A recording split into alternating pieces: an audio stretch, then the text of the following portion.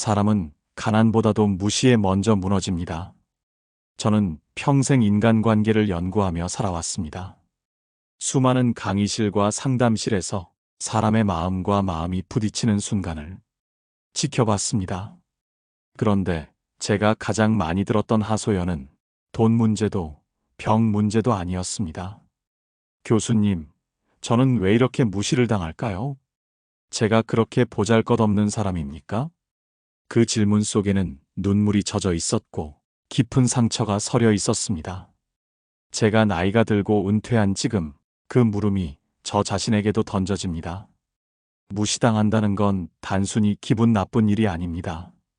그건 존재 자체를 부정당하는 듯한 충격을 줍니다. 회사에서 회의 때, 내 의견을 무시당했을 때, 가족이 내 말을 건성으로 듣고, 흘려버릴 때, 친구가 내 진심 어린 충고를 농담처럼 치부할 때, 그 순간 우리는 마음 깊이 쓰라림을 느낍니다. 혹시 여러분도 이런 경험이 있지 않으신가요? 저는 그런 순간마다 제 속에서 두 가지 마음이 일어났습니다. 하나는 내가 정말 하찮은 존재인가 하는 자괴감이었고, 다른 하나는 내가 무시당하지 않도록 상대를 굴복시켜야겠다는 분노였습니다. 하지만 그 어떤 반응도 저를 자유롭게 하지 못했습니다. 자존감은 더 낮아지고 관계는 더 멀어졌습니다. 그리고 저는 깨달았습니다. 무시당하는 순간 진짜 싸움은 상대와의 싸움이 아니라 내 안에서의 싸움이라는 것을요. 오늘 이 영상에서 저는 이렇게 이야기하려 합니다. 나를 무시하는 사람을 만났을 때 어떻게 대해야 나를 귀하게 여기게 되는가? 그저 흔히 듣는 무시해라, 넘겨라 같은 말이 아닙니다. 수십 년간 심리학자로 살아오면서 그리고 인간으로 살아가면서 제가 깨달은 실제적인 방법을 나누려 합니다. 끝까지 보신다면 여러분은 무시하는 사람 앞에서 더 이상 위축되지 않고 오히려 당당하게 존엄을 지킬 수 있는 길을 보게 될 겁니다. 그리고 언젠가 그 무시하던 사람조차도 여러분을 귀하게 대하는 순간을 경험하게 될 것입니다. 이야기를 시작하기 전에 부탁드립니다. 이 채널을 구독하시고 알림을 켜두신다면 앞으로도 삶을 바꾸는 지혜와 성찰을 꾸준히 나누실 수 있습니다. 여러분의 시간이 헛되지 않도록 저는 매 순간 진심을 다해 이야기를 전하겠습니다. 이제 본격적으로 이야기를 시작해 보겠습니다. 제가 평생 인간관계를 연구하면서도 가장 깊은 상처로 남았던 순간, 그리고 그 상처를 통해 배운 첫 번째 교훈, 바로 무시당하는 순간의 진짜 의미에 대해 말씀드리려 합니다. 제가 대학원생이었을 때의 일입니다. 저는 그때 자신만만했습니다. 심리학을 전공하며 사람의 마음을 안다고 생각했고 나름대로 통찰력이 있다고 여겼습니다. 그런데 어느 날 지도 교수님께서 이런 말씀을 하셨습니다. 자네는 아직 학문하기에 한참 부족해 보이네. 이론만 알지 진짜 사람의 마음은 모르는 것 같아. 그 순간 저는 얼굴이 화끈거렸습니다. 다른 대학원생들 앞에서 그렇게 말씀하시니 제가 얼마나 창피했겠습니까? 집에 돌아와서 아내에게 하소연했습니다. 교수님이 그런 말씀을 하셨어? 그래, 정말 기분이 나빠.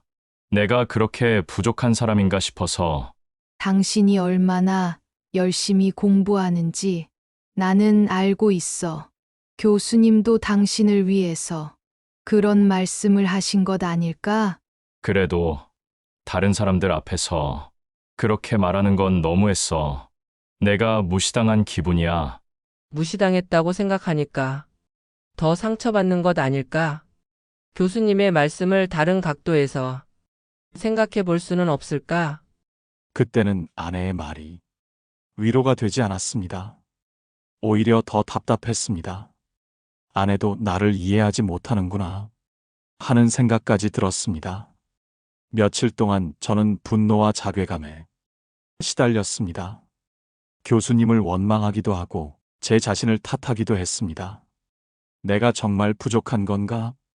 아니면 교수님이 나를 싫어하는 건가? 온갖 생각이 머릿속을 맴돌았습니다. 그런데 일주일쯤 지나고 나서 문득 깨달은 것이 있었습니다. 교수님의 말씀이 저를 무너뜨린 게 아니라 제가 그 말씀을 받아들이는 방식이 저를 무너뜨렸다는 것을요. 교수님은 단순히 제 부족함을 지적하신 것뿐이었습니다.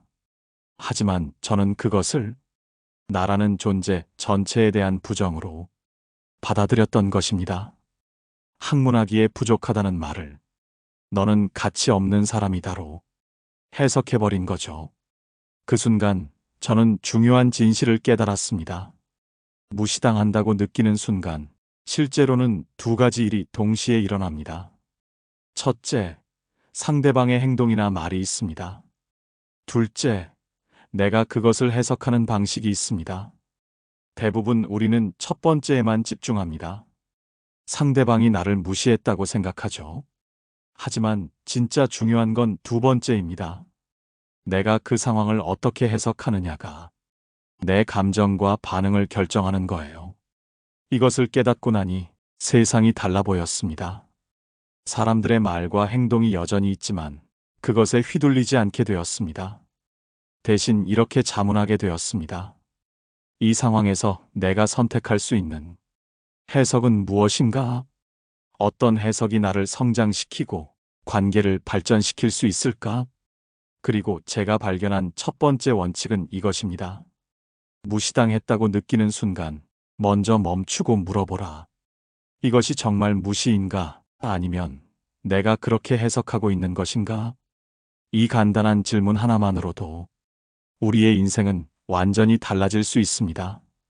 저는 교수로서 강단에 설 때 늘 존중받는다고 생각했습니다. 하지만 정작 저를 가장 아프게 했던 무시는 강의실이 아니라 집안에서 찾아왔습니다. 어느 날 아내와 저녁을 먹으며 제 연구 이야기를 들려주었습니다. 당신, 인간관계에서 무시가 얼마나 큰 상처가 되는지 말이야. 내가 최근에 상담한 학생도 아내는 젓가락을 내려놓으며 이렇게 말했습니다. 여보, 미안한데 그 얘기 또야? 당신은 늘 똑같은 얘기를 반복해. 순간 제 가슴이 철렁 내려앉았습니다. 나는 진심으로 중요한 이야기를 하고 있었는데 아내의 반응은 지겹다는 말이었습니다. 그 말은 마치 내 존재 자체가 하찮다는 선언처럼 느껴졌습니다. 내가 무시하려는 게 아니야. 그냥 당신 얘기는 너무 학문적이어서 피곤할 때 들으면 벅차. 알아. 하지만 나는 그게 내 삶이고 내 사명 같은 거라네 해. 그걸 무시당했다고 느끼니까 마음이 너무 아프군. 그날 밤 저는 잠을 이루지 못했습니다. 아내의 말이 계속 머릿속을 맴돌았습니다. 내가 정말 지루한 사람인가? 내 이야기가 그렇게 의미 없는 건가? 온갖 자책과 의심이 밀려왔습니다. 비슷한 경험은 제자들과의 관계에서도 있었습니다. 은퇴하기 직전 한 제자가 제게 이렇게 말했습니다. 교수님, 요즘 세대는요, 그렇게 무겁게 인간관계 고민 안 해요. 그냥 차단하고 새 친구 사귀면 끝이죠. 그 말은 마치 지난 40년간 제가 쌓아온 연구와 경험이 아무 의미도 없다는 선언처럼 들렸습니다. 순간 울컥했지만 저는 그저 미소로 답했습니다. 그렇구나. 하지만 인간의 본성은 세대가 달라져도 크게 변하지 않는단다. 하지만 제 마음속에서는 깊은 파문이 일었습니다. 내가 쌓아온 모든 것이 무시당할 수도 있다는 두려운 말입니다. 그 제자와의 만남이 끝나고 저는 혼자 연구실에 남았습니다. 책장을 바라보며 생각했습니다. 내가 평생 연구한 것들이 정말 의미가 있는 걸까? 아니면 단순히 낡은 이론에 매달리고 있는 건 아닐까? 그런 의문들이 저를 깊은 회의에 빠뜨렸습니다.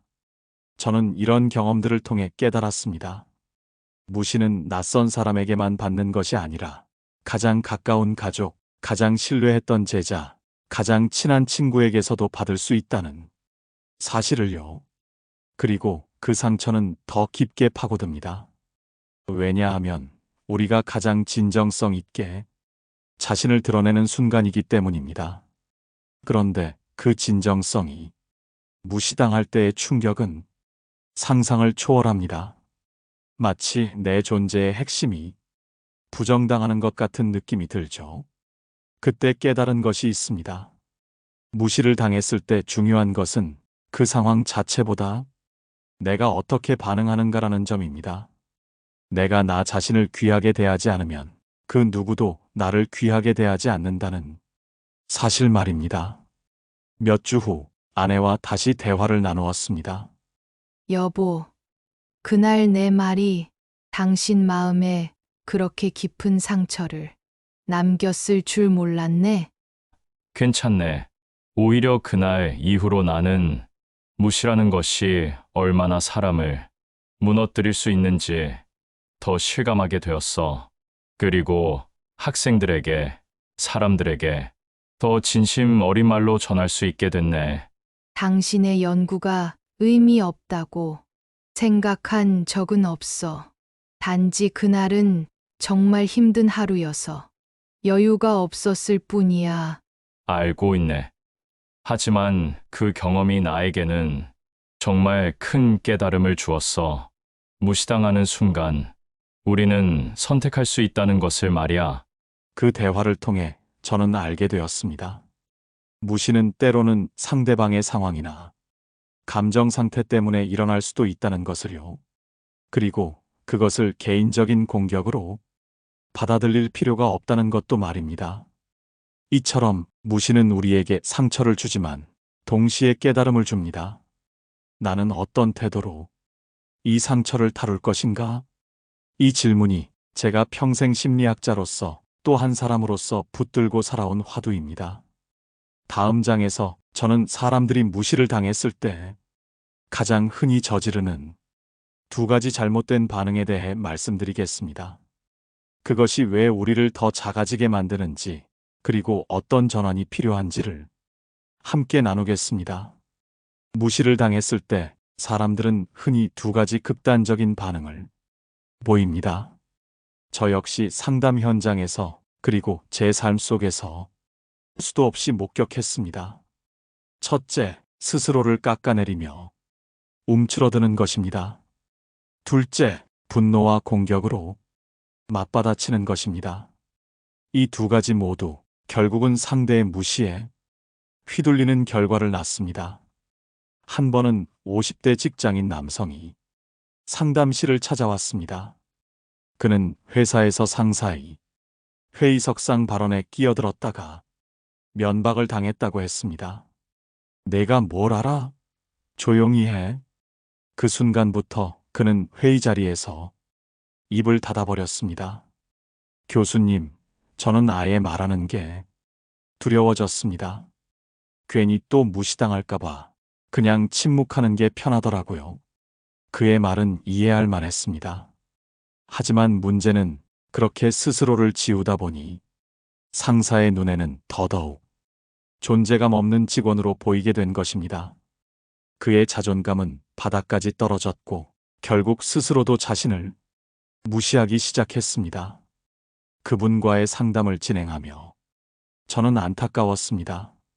무시당하지 않으려고 선택한 침묵이 오히려 더 큰 무시를 불러온다는 사실을요. 그는 이렇게 말했습니다. 집에 돌아가서도 아내와 아이들 앞에서 제대로 목소리를 내지 못하겠어요. 회사에서의 그 경험이 자꾸만 떠올라서 말이죠.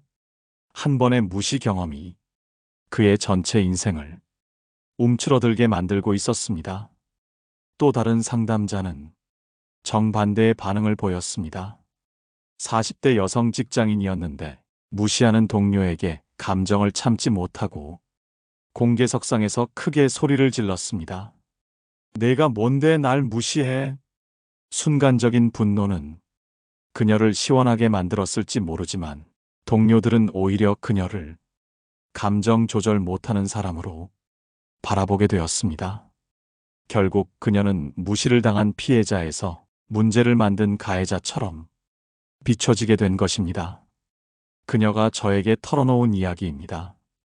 교수님, 그날 이후로 사람들이 저를 보는 시선이 완전히 달라졌어요. 무시당한 건 저인데 오히려 제가 문제인 것처럼 취급받고 있어요. 분노를 터뜨린 게 잘못이었나 싶어서 자꾸 후회가 됩니다. 분노로 대응한 것이 더 큰 상처와 고립을 가져온 것이죠. 여보, 그럼 결국 둘 다 옳은 방법이 아닌 거네. 그렇지. 움츠러들면 내가 더 작아지고 분노로 터뜨리면 상대가 원하던 대로 꼴사나워지지. 이 두 길 모두 결국은 내 존엄을 잃는 길일 뿐이야. 그럼 어떻게 해야 해? 그냥 가만히 있는 게 답은 아닐 텐데. 맞아. 가만히 있는 것도 답은 아니지. 우리가 해야 할 건 무시를 당했을 때 스스로를 귀하게 여기는 태도를 지켜내는 거야. 상대의 말에 끌려가는 게 아니라 내 기준과 내 가치에 머무르는 것. 그것이 진짜 전환이지. 그게 말처럼 쉬울까? 화가 나면 참기 어렵고 상처받으면 움츠러들게 되는데 물론 쉽지 않아. 하지만 연습할 수 있는 일이야. 무엇보다 중요한 건 그 순간 내가 누구인지를 잊지 않는 거지. 저는 수십 년간 강의와 상담을 하며 깨달았습니다. 사람이 무시당했을 때 가장 큰 적은 사실 상대방이 아니라 내 마음속의 두려움과 분노라는 것을요. 그 두 가지 감정이 나를 지배하면 나는 나 자신을 더 크게 무시하는 꼴이 됩니다. 그래서 저는 늘 학생들과 상담자들에게 이렇게 말했습니다. 무시당했다고 해서 당신이 작아지는 건 아니다. 작아지는 건 당신 스스로가 자신을 작다고 여기는 순간이다. 이 말의 의미를 이해하는 데는 시간이 걸렸습니다. 하지만 한번 깨달으면 인생이 완전히 달라집니다. 여기서 우리는 중요한 질문을 던져야 합니다. 그렇다면 무시당했을 때 어떻게 해야 내 존엄을 지킬 수 있을까? 다음 장에서 저는 무시의 순간을 기회로 바꿔낸 제 경험을 들려드리겠습니다.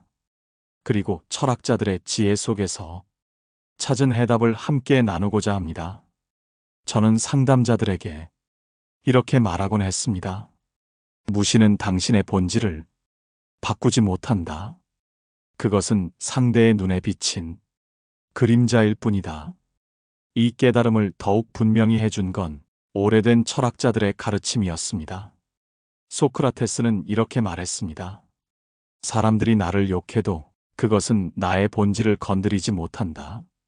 개를 보고 개라 부른 것이 욕이겠는가?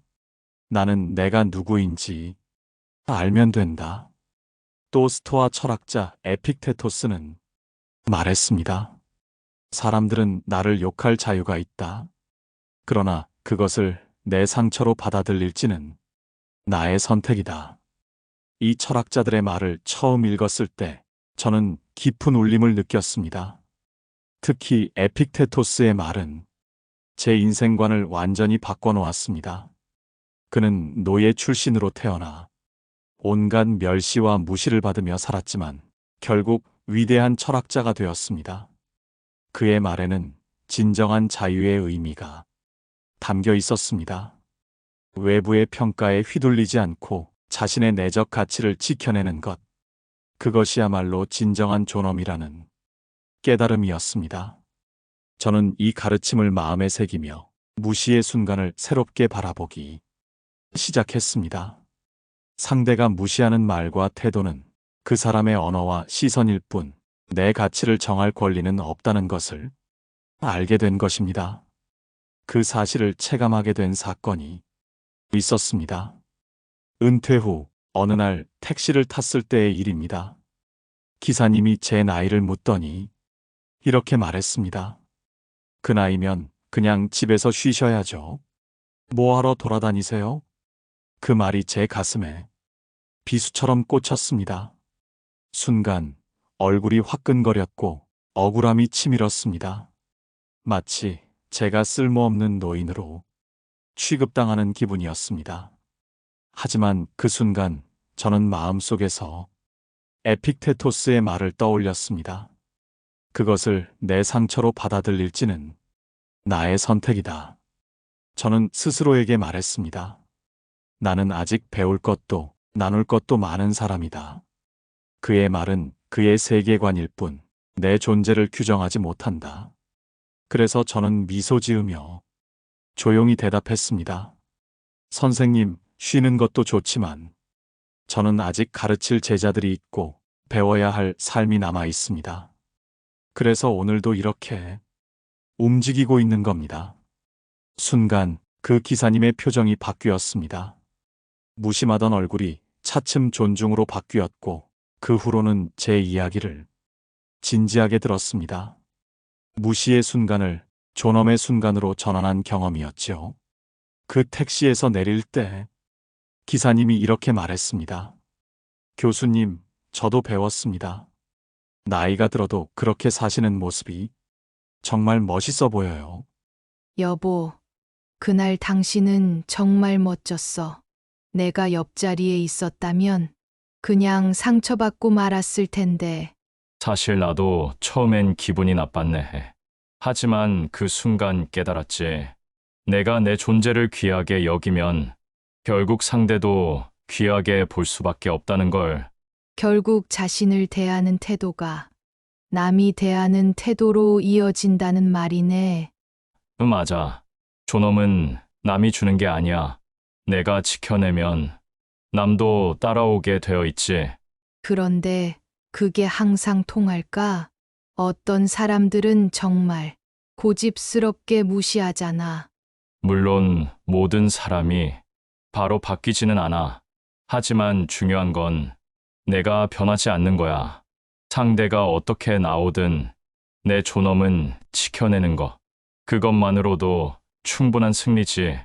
그날 이후 저는 분명히 알게 되었습니다.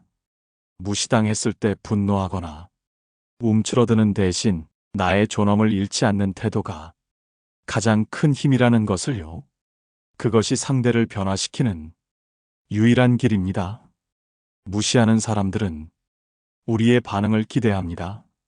화를 내거나 위축되는 모습을 보기를 원하죠. 하지만 우리가 흔들리지 않고 당당함을 유지할 때 그들은 오히려 당황하게 됩니다. 그리고 점차 우리를 다른 시선으로 보기 시작합니다. 이제 저는 구체적으로 무시의 순간에 우리가 어떻게 존엄을 지킬 수 있는지 실천할 수 있는 방법들을 정리해 드리겠습니다. 다음 장에서는 그 방법들을 하나씩 나누겠습니다. 저는 수십 년간 무시의 심리를 연구하면서 한 가지 결론에 다다랐습니다. 무시를 당했을 때 가장 큰 무기는 화려한 반격이 아니라 차분한 존엄이라는 것입니다. 그리고 그 존엄은 세 가지 실천에서 드러납니다. 첫째, 내면의 거울을 바꾸는 것입니다. 사람은 타인의 눈빛에 비친 자기 모습을 보며 자존감을 흔들립니다. 하지만 그 눈빛이 곱지 않다고 해서 나의 가치가 줄어드는 것은 아닙니다. 저는 학생들에게 늘 이렇게 말했습니다. 남의 눈을 거울로 삼지 말고 당신의 신념을 거울로 삼아라. 한 번은 한 직장인이 상담실에서 울먹이며 이렇게 말했습니다. 교수님, 저는 팀에서 늘 무시당합니다. 제 말은 건너뛰고 제 아이디어는 외면합니다. 저는 조용히 물었습니다. 그대 스스로는 그 아이디어가 가치 있다고 생각합니까? 그는 고개를 끄덕였습니다. 그렇다면 이미 답은 나와 있습니다. 무시하는 건 그들의 거울이고 당신의 본질은 여전히 귀합니다. 그분과의 상담을 계속하며 저는 중요한 사실을 발견했습니다. 그는 자신의 아이디어에 대한 확신이 있었지만 다른 사람들의 반응에 따라 그 확신을 버리고 있었던 것입니다. 교수님, 그러면 저는 어떻게 해야 할까요?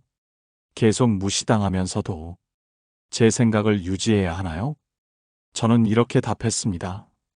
당신이 옳다고 생각하는 것을 포기할 필요는 없습니다.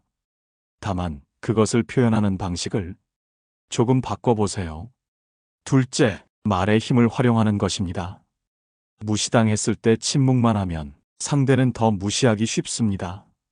반대로 분노로 쏟아내면 꼴사납게 보입니다. 따라서 가장 현명한 길은 차분하지만 단호한 말을 건네는 것입니다. 저는 실제로 이렇게 대응합니다. 당신이 그렇게 생각할 수도 있겠군요. 하지만 제 생각은 이렇습니다. 그 말은 존중하지만 저는 동의하기 어렵습니다. 짧고 단호한 한마디가 나를 지켜주고 상대를 머뭇거리게 만듭니다. 이런 표현들을 연습해두면 무시의 순간에 당황하지 않고 차분하게 대응할 수 있습니다. 제 의견을 다시 한번 들어주시겠습니까? 다른 관점에서 생각해보면 이런 방법도 있습니다. 저는 다르게 봅니다만 설명드려도 될까요? 이런 말들은 상대방을 공격하지 않으면서도 내 존재감을 분명히 드러냅니다. 셋째, 태도의 힘을 잃지 않는 것입니다. 말보다 더 강력한 것은 태도입니다. 허리를 펴고 시선을 피하지 않고 묵묵히 내 길을 가는 모습. 그것이 무시를 무너뜨리는 힘입니다. 사람들은 말보다 태도를 더 오래 기억합니다. 당당한 자세와 흔들리지 않는 눈빛이 때로는 가장 강력한 메시지가 됩니다. 교수님, 저는 무시당하면 얼굴이 빨개지고 목소리가 떨려요. 아무 말도 못하고 끝나버리죠. 그럴 때일수록 더 천천히 숨을 쉬고 눈빛을 잃지 않는 게 중요해. 말이 흔들려도 괜찮아. 하지만 시선과 태도만큼은 흔들리지 말게. 사람은 결국 태도로 상대를 기억하거든. 그런데 무시하는 사람들 앞에서 당당한 태도를 유지하기가 쉽지 않아요. 처음엔 어려울 수 있지. 하지만 연습할 수 있는 일이야. 거울 앞에서 당당한 자세를 연습하고 목소리 톤을 연습해보게. 그리고 무엇보다 자신에게 이렇게 말해보게.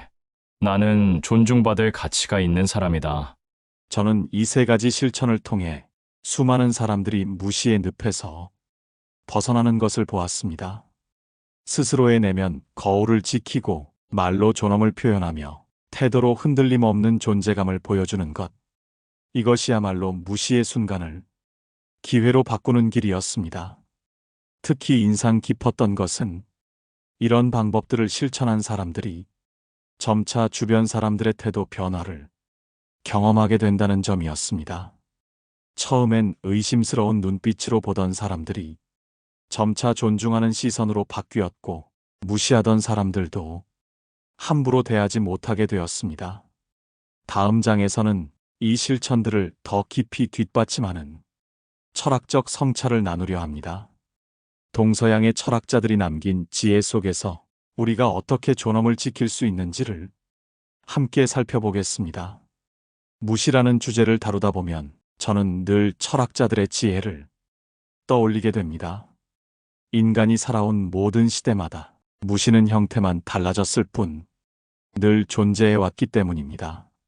먼저 동양의 지혜입니다. 공자는 이렇게 말했습니다. 군자는 남이 나를 알아주지 않음을 근심하지 않고 내가 남을 알지 못함을 근심한다. 이 말은 남이 나를 무시한다고 해서 분노하거나 위축될 필요가 없다는 뜻입니다. 진짜 중요한 것은 내가 나 자신을 아는가, 그리고 내가 남을 제대로 바라보고 있는가 하는 점이라는 것이죠. 저는 이 말을 늘 마음에 새깁니다.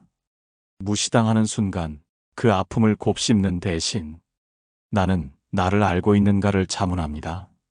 그 순간부터 무시는 더 이상 내 본질을 흔들 수 없는 바람이 됩니다. 공자의 이 가르침을 처음 접했을 때 저는 깊은 감동을 받았습니다.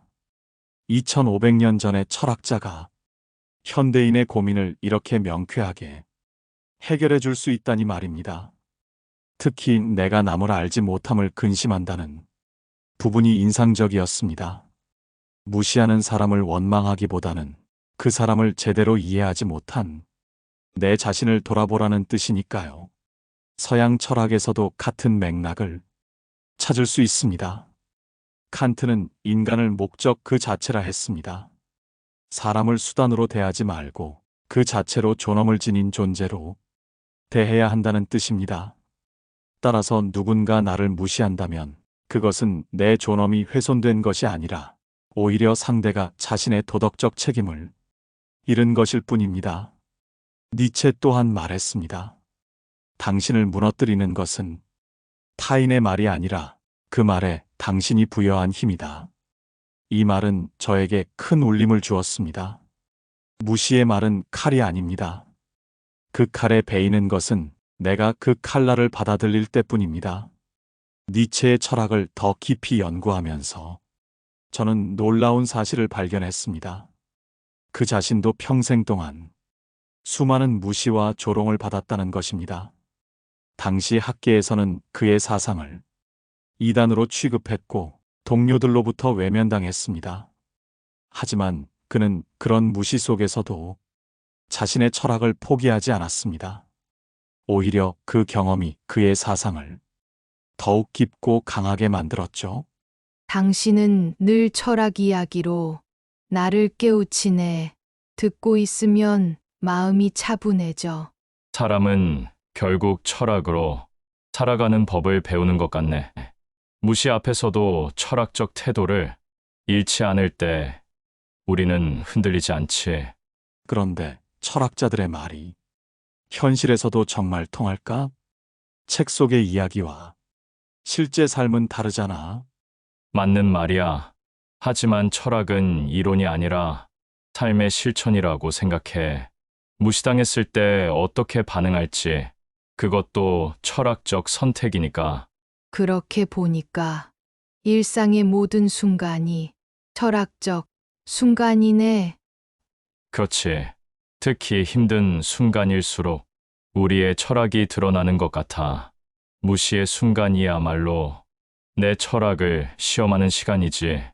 저는 은퇴 후 글을 쓰며 이런 문장을 적어두었습니다. 무시는 타인의 그림자일 뿐이다. 그림자가 내 몸을 더럽히지 못하듯 무시 또한 내 본질을 바꾸지 못한다. 우리가 이 사실을 잊지 않는다면 무시는 더 이상 상처가 아니라 나를 더 단단하게 하는 거울이 됩니다. 이 글을 쓰면서 저는 제 인생을 돌아보았습니다. 수많은 무시의 순간들이 있었지만 그 모든 순간이 결국 저를 더 깊이 있는 사람으로 만들어 주었다는 것을 깨달았습니다. 무시당했던 경험들이 오히려 다른 사람의 아픔을 더 잘 이해하게 해주었고 상담자로서 더 깊은 공감을 할 수 있게 해주었습니다. 다음 장에서는 무시당하던 사람이 결국 존중으로 태도를 바꾸는 순간들, 그 반전의 경험들을 나누며 여운을 이어가고자 합니다. 저는 인생 후반부에 들어서며 신기한 경험을 자주 했습니다. 처음에는 나를 무시하던 사람들이 시간이 지나면서 태도를 바꾸어 존중으로 대하는 순간들을 본 것입니다. 한 번은 젊은 제자가 있었습니다. 그는 제 수업에서 늘 스마트폰을 만지작거리며 제 말에 관심 없는 듯 보였습니다. 심지어 제 연구를 두고 이렇게 말하기도 했습니다. 교수님, 그런 얘기는 요즘 세대엔 안 맞아요. 그 말은 제 마음을 깊이 찔렀습니다.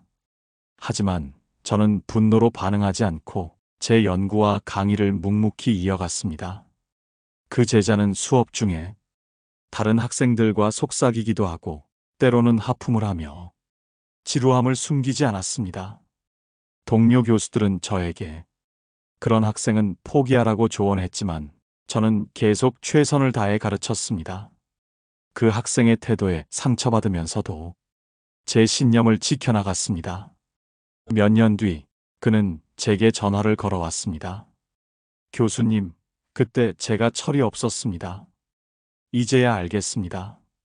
교수님 말씀대로 인간관계가 제 인생을 좌우하더군요. 그의 목소리에는 진심이 담겨 있었습니다. 무시의 순간을 참아낸 결과 존중의 순간이 찾아온 것이었습니다. 그는 계속해서 이렇게 말했습니다. 사회에 나와서 온갖 사람들을 만나니 교수님이 가르쳐 주신 것들이 하나하나 맞더라고요. 그때 제가 듣지 않았던 말들이 이제는 제 인생의 지침이 되었어요. 그 순간 저는 깊은 감동을 받았습니다. 비슷한 경험은 가족 안에서도 있었습니다. 여보, 우리 아들이 예전엔 당신 말을 무겁다고 했잖아. 그런데 요즘은 자주 전화해서 조언을 구하네. 그렇지. 그때는 아버지의 말이 잔소리처럼 들렸겠지. 하지만 내가 흔들리지 않고 내 길을 지키니 결국 돌아오더군. 결국 시간이 증명하는 거네. 무시하던 태도가 존중으로 바뀌는 걸 내가 곁에서 봤어. 인내라는 게 바로 이런 거야. 즉각적인 반응을 기대하지 않고 씨앗을 심듯이 기다리는 거. 그러면 언젠가는 반드시 열매가 맺어지더라고. 또 한 번은 낯선 사람과의 짧은 만남에서였습니다. 동네 카페에서 글을 쓰고 있을 때 어떤 이가 제게 다가와 묻더군요. 연세의 공부는 무슨 공부세요? 그 말은 무심히 던진 농담 같았지만 순간 서늘했습니다. 저는 웃으며 대답했습니다. 배움에는 은퇴가 없습니다. 저는 오늘도 배우고 내일도 배웁니다. 그는 멈칫하더니 이렇게 말했습니다. 선생님 말씀을 들으니 제가 부끄럽네요. 존경합니다. 순간 무시는 존중으로 바뀌었습니다. 그 후 그분과 1시간 넘게 깊은 대화를 나누었습니다. 인생의 의미와 학습의 가치에 대해 서로의 생각을 나누었죠. 처음에 가벼운 조롱이 진심 어린 존중으로 바뀌는 순간을 목격한 것입니다. 저는 이 경험들을 통해 확신하게 되었습니다. 무시는 순간의 태도일 뿐 본질이 아닙니다. 내가 나를 귀하게 대하고 흔들리지 않을 때 결국 상대도 나를 귀하게 보게 됩니다. 여보, 결국 무시는 우리가 흔들리지 않고 버티면 존중으로 바뀔 수 있다는 거네. 맞아. 그래서 무시는 두려움의 낙인이 아니라 존엄을 드러낼 기회야. 그 기회를 놓치지 않을 때 우리는 더 빛나는 존재가 되지. 그런데 모든 사람이 다 바뀌는 건 아니잖아. 물론이야. 하지만 중요한 건 내가 바뀌는 거야. 상대가 바뀌지 않더라도 내가 성장하면 그것만으로 충분해. 이제 마지막으로 저는 오늘의 이야기를 정리하며 여러분께 한 가지 메시지를 남기고 싶습니다. 그 메시지는 우리가 매일의 삶 속에서 스스로를 어떻게 대해야 하는지에 대한 것입니다. 저는 평생 인간관계를 연구하며 깨달았습니다. 사람이 가장 견디기 힘든 것은 가난도 병도 아닌 바로 무시당하는 순간이라는 것을요. 그러나 동시에 배운 것이 있습니다. 무시가 내 가치를 정하는 것이 아니라 내가 나를 어떻게 대하는지가 나의 가치를 결정한다는 사실입니다. 오늘 저는 무시 앞에서 우리가 흔히 빠지는 2가지 잘못된 반응을 말씀드렸습니다. 스스로를 깎아내리거나 분노로 맞받아치는 것. 그 2길 모두 결국 존엄을 잃는 길입니다. 반대로 존엄을 지키는 길은 분명합니다. 내면의 거울을 바꾸고 말의 힘으로 단호히 표현하며 태도의 힘으로 흔들리지 않는 것. 그리고 철학자들의 지혜처럼 무시를 그림자로 바라보고 나 자신을 본질 그대로 존중하는 것입니다. 저는 이제 확신합니다. 무시는 두려운 것이 아니라 나의 존엄을 드러낼 기회입니다. 그 순간을 지혜롭게 대하면 언젠가는 무시하던 사람조차 나를 귀하게 여기는 날이 찾아옵니다. 지난 몇 달간 이 주제로 강연을 다니면서 많은 분들을 만났습니다. 그분들은 처음엔 상처받은 눈빛으로 저를 바라보셨지만 강연이 끝날 때는 당당함이 되찾아진 모습이었습니다. 한 분은 이렇게 말씀하셨습니다. 교수님, 저는 오늘 처음으로 제가 귀한 존재라는 걸 느꼈어요. 무시당했던 모든 순간들이 사실은 제가 더 단단해지는 기회였다는 것도 깨달았고요. 그런 순간들이 저에게는 가장 큰 보람이었습니다. 여보, 당신이 이 이야기를 많은 사람들과 나누는 모습을 보니 정말 뿌듯해. 나도 그래. 무시당해서 아파하는 사람들이 이 메시지를 통해 조금이라도 위로받는다면 그것만으로 충분하지. 그런데 가끔은 걱정도 돼. 이런 이야기를 하다 보면 당신도 힘들어질 때가 있잖아. 맞아. 때로는 내 상처도 다시 떠오르곤 해. 하지만 그것마저도 누군가에게는 도움이 되는 경험이라고 생각하네. 상처를 숨기는 게 아니라 그것을 통해 배운 지혜를 나누는 거지. 시청자 여러분, 오늘 이 이야기를 끝까지 들어주셔서 감사합니다. 혹시 지금 누군가의 무시 때문에 마음이 아프신가요? 그렇다면 이렇게 기억해 주십시오. 나는 귀한 존재다. 상대의 눈빛이 내 본질을 바꾸지 못한다. 이 믿음으로 하루를 살아가신다면 여러분의 삶은 더 이상 무시에 흔들리지 않고 오히려 존엄으로 빛나게 될 것입니다. 그리고 기억하십시오. 여러분이 당당해질 때 주변 사람들도 여러분을 다르게 보기 시작합니다. 그것이 바로 존엄의 힘입니다. 마지막으로 부탁드립니다. 이 채널을 구독하시고 좋아요를 눌러주시면 앞으로도 삶을 바꾸는 지혜와 성찰을 놓치지 않고 받아보실 수 있습니다. 또한 이 영상을 주변 분들과 공유해 주십시오. 혹시 지금도 무시 때문에 힘들어하는 누군가가 있다면 이 내용을 몰라 손해보지 않도록 도와주실 수 있습니다. 당신의 작은 나눔이 누군가의 존엄을 지켜줄 수 있습니다. 여러분의 한 번의 공유가 한 사람의 인생을 바꿀 수도 있습니다. 그것이야말로 진정한 선행이겠죠. 우리가 가진 가장 큰 선물은 오늘입니다. 내가 헛되게 보낸 오늘은 어제 죽은 이가 그토록 바라던 내일이니까요. 지혜의 말씀 학교와 함께 이 선물을 누리며 걸어갑시다. 그리고 기억하십시오.